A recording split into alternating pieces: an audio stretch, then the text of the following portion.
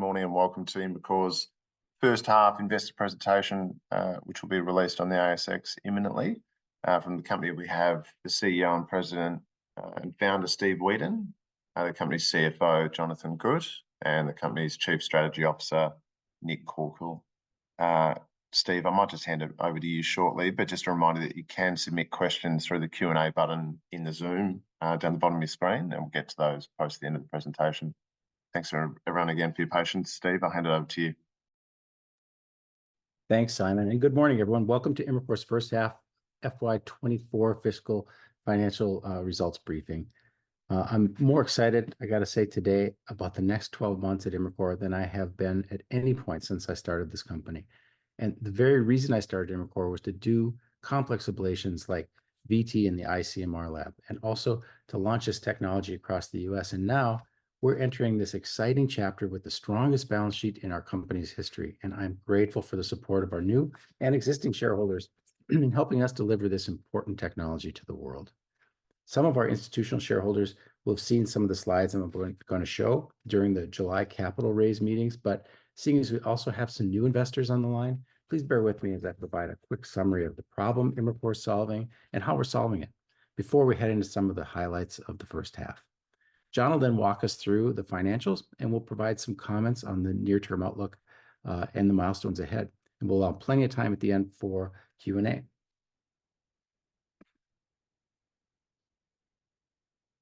So the heart is controlled by electrical signals. And when certain cells in the heart disturb these electrical signals, a person can develop what's called an arrhythmia or irregular heartbeat. This has become a major problem globally, with over 50 million people estimated to have arrhythmias today. And the incidence is expected to double between 2019 and 2030. And there are a few ways to treat arrhythmias, and one that has continued to evolve and now has become first-line therapy is cardiac catheter ablation, which, if done correctly, can be curative. And this is the business that Imricor is in. With catheter ablation, a thin straw-like wire called an ablation catheter is guided into the heart. And once inside the heart, the physician will use the catheter to try to locate the area responsible for causing the irregular heartbeats, and then use the catheter to deliver ablative energy to the problem cells and destroy them, and thereby restoring normal heart rhythm for the patient. These are minimally invasive procedures, meaning doctors can't directly see with their eyes what they are doing, like they can when they're performing, for instance, open heart surgery. So to try to help them understand where in the body the catheters are located, they traditionally have had to rely on X-ray guidance. And as we all know, X-rays are great for imaging hard structures like bones, but when it comes to soft tissue like the heart, what you're trying to see is practically invisible. Nonetheless, this is how cardiac ablations have always been performed. Here's a picture of a cardiac ablation procedure in a conventional lab. You see a doctor standing next to a patient. The patient is lying on this table, and catheters are inserted in the patient's groin and fed up into the patient's heart. The catheter, or the doctor, I should say, is wearing lead garments to protect himself from X-ray. He's also standing behind a shield that protects himself from X-ray radiation. The X-ray tube, which is right here, is pointing at the patient's heart.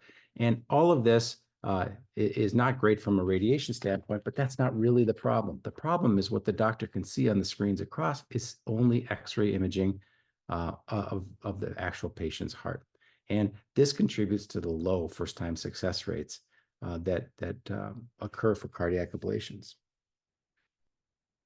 Now, on the other hand, MRI is the gold standard for soft tissue imaging, and MRI can offer exquisite detail in 2 or 3 dimensions of the heart.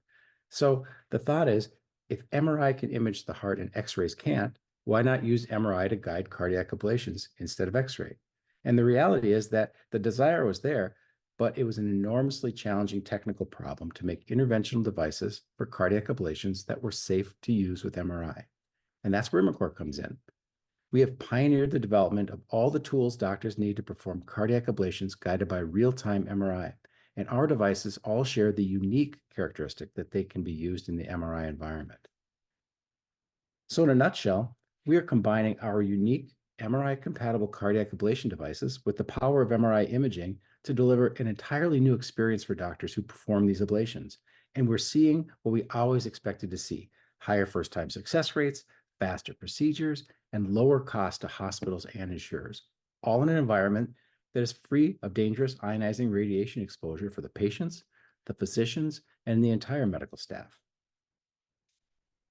This, in comparison to the other picture I showed you, is what a modern ICMR lab, or interventional cardiac magnetic resonance lab, looks like. You'll notice that from a doctor's perspective, it's very similar.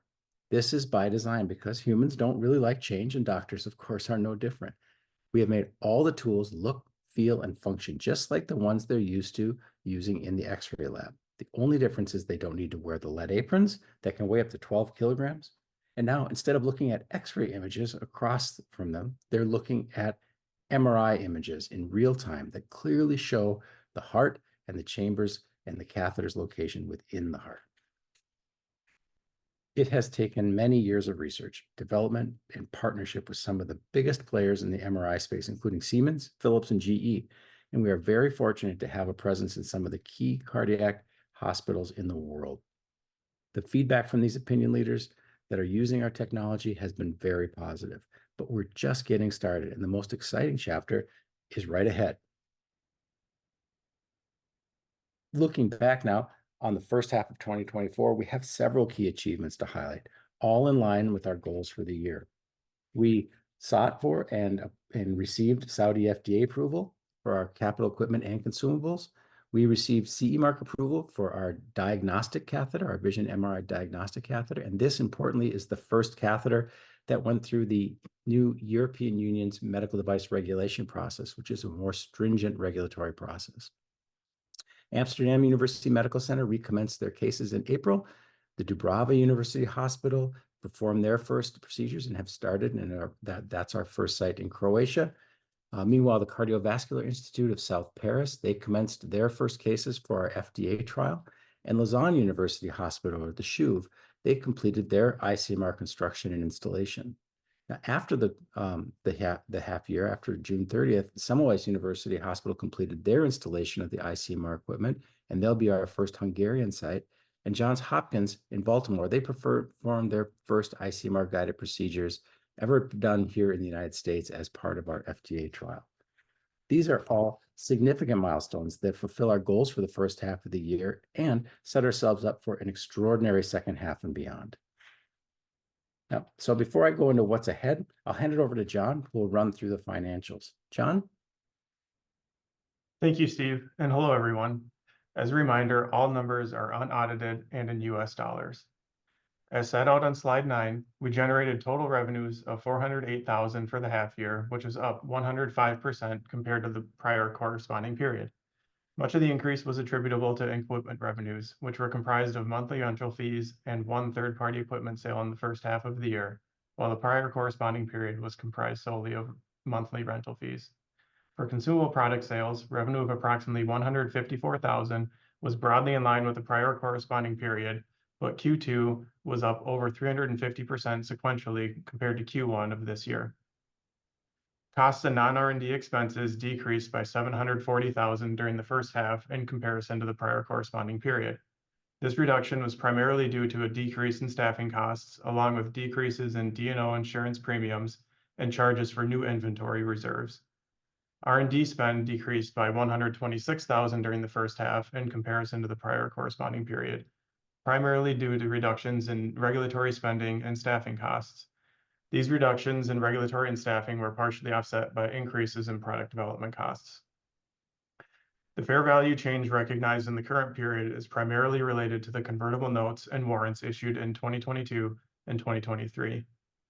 The net loss for the period was $6.9 million, a decrease of 26% from the prior corresponding period, which was driven by the fair value change recognized in the first half.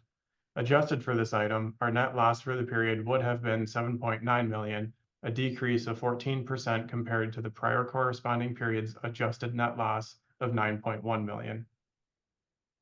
Our balance sheet is provided on slide 18.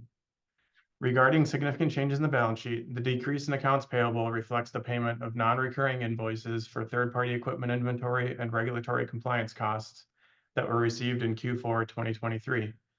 The decrease in other current assets is primarily due to the monthly expense associated with our D&O insurance policy. This policy was prepaid in the previous year using funds obtained from a financing obligation, and the remaining balance was settled during this period. Contract liabilities represent deferred revenue where Imricor has at least one future obligation to be met before the revenue can be recognized.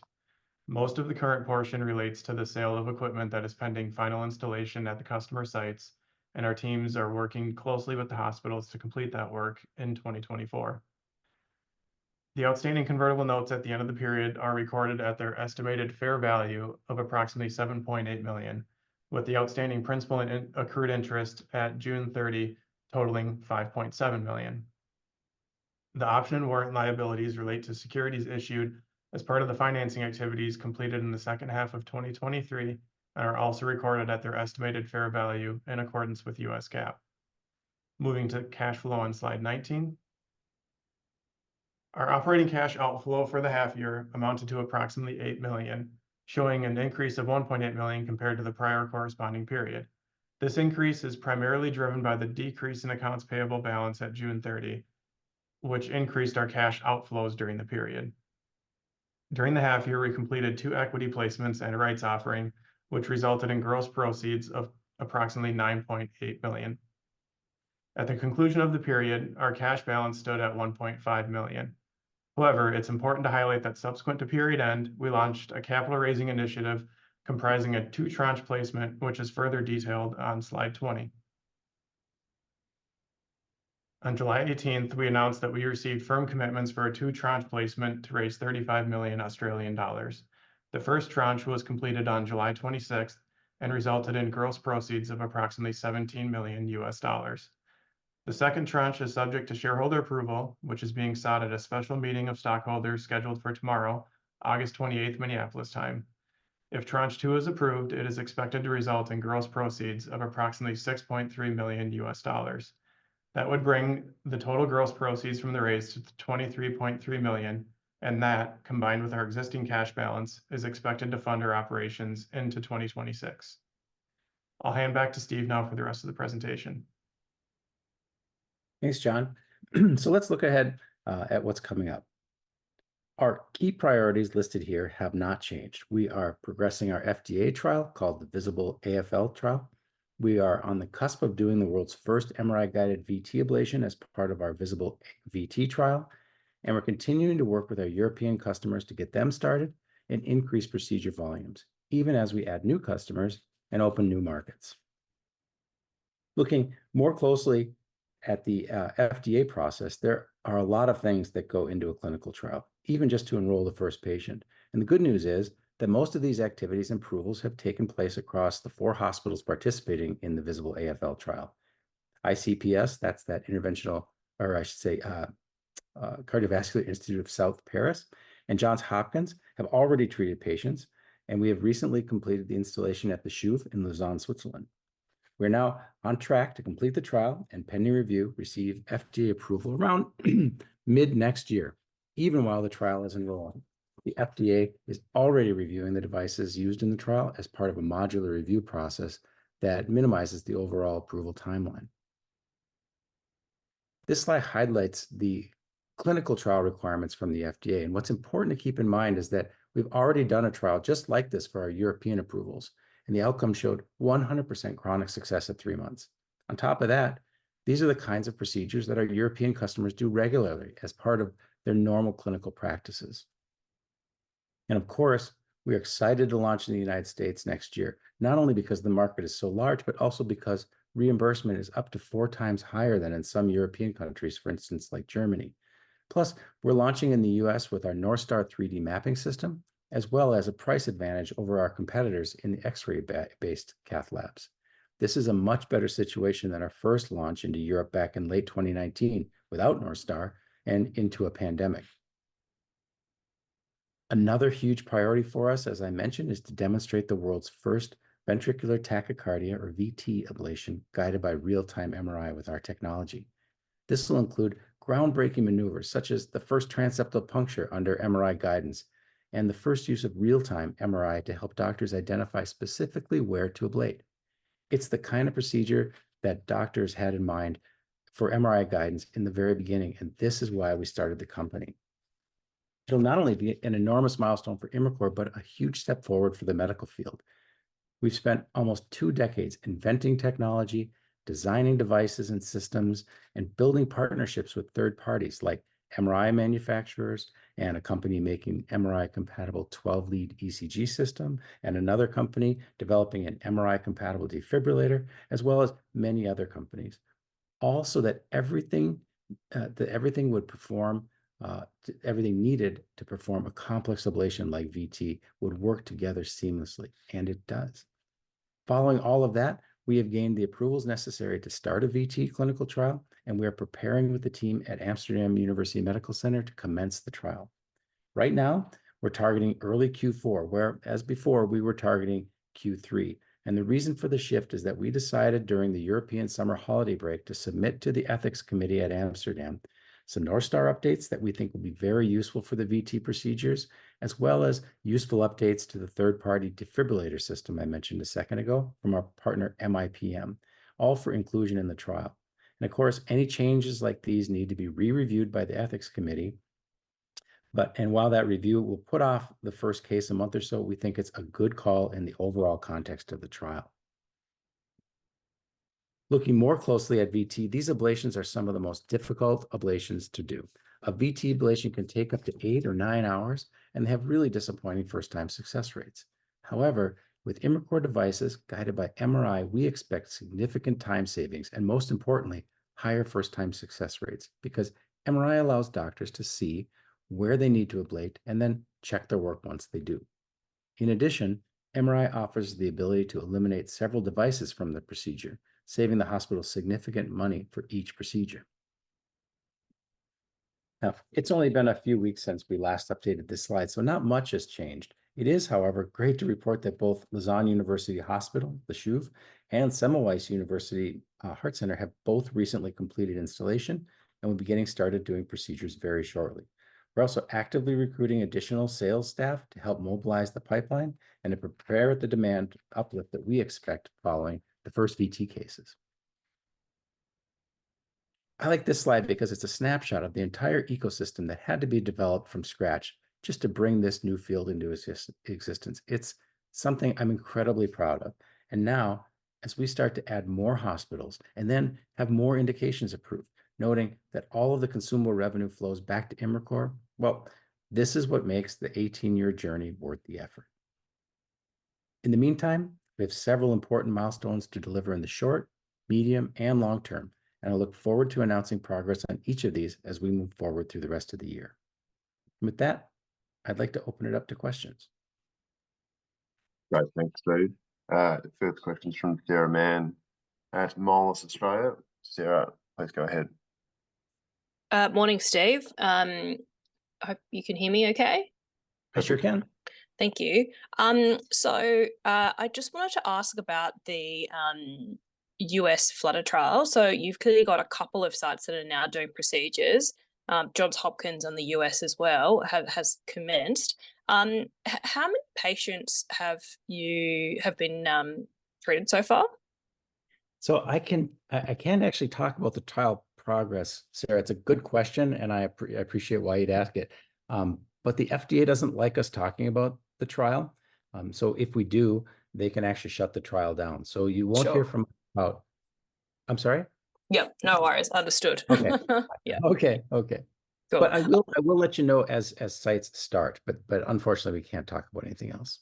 Sure, that makes sense. All right. And then I guess the other piece is clearly starting the US trial is an important milestone. Like, how has that flowed through to some of your current sites? I guess getting increasingly interested and starting to perform more cases. Like, clearly you've added a few more sites, over the last few months. Just wondering if you could give us a rough feel for kind of how case volumes are tracking so far this year, and how we should think about, I guess, ramp up as, the VT trial commences and the US trial, also progresses.